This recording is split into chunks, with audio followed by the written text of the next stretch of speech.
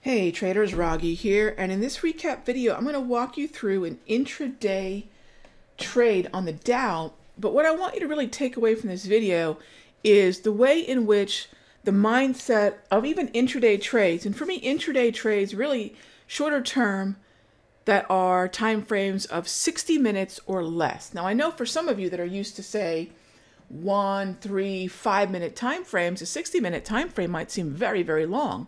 But think about the more 24-hour nature within which your ES, your NQ, your YM, your NK, your Nikkei, NAS, S&P, and Dow trade.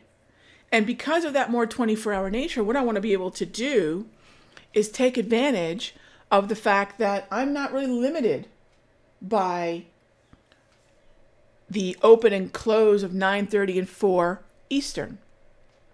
I'm not really contained by that. I want to think about pre-market before 9:30 and post after 4:15. So with that in mind, let me walk you through an example that we took into the close yesterday and what I'm doing with it now that you can learn from and possibly trade going forward.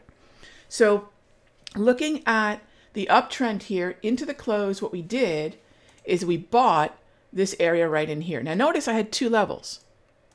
We never reached the second. We only reached the first. So that means as the market sunk into the range, I still know that in that 14, 15 point range, I still have a valid trade. So I can put a smaller position size here. I can wait for this second one to trigger. And if it doesn't, on the way back up, I can put the rest of my position size on. There's so many ways, so much flexibility you have when you create zones rather than singular levels of entries and exits. So long from the 24,620 level, upside target was 675. Now looking for 55 points is a little bit more, you have to have some patience for this. And why do I say that? Well, let me show you the expected price movement range during that time of day. And here's another really powerful lesson. Know your hourly price movement ranges. Know what the market does, say, between 2 and 9 a.m. Eastern, and then say between 4 p.m. and midnight Eastern.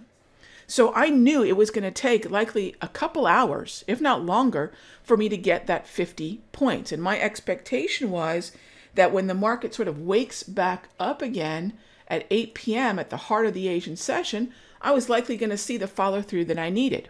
So what I clued my traders into was to say, look, don't be surprised if we don't see the follow through till 8 p.m.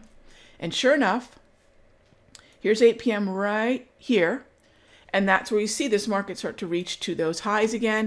And we take some of the position off the table and either trail a stop or move to a break even. Either way, this trade is a winner and we will not allow it to turn into a loser. And that's huge. Now, going into the open, I still have this trade open.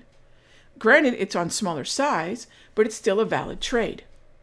And as long as I stay above either the 34 EMA on the low here, this red line, or the break even, I can continue to take this into the Thursday trading session.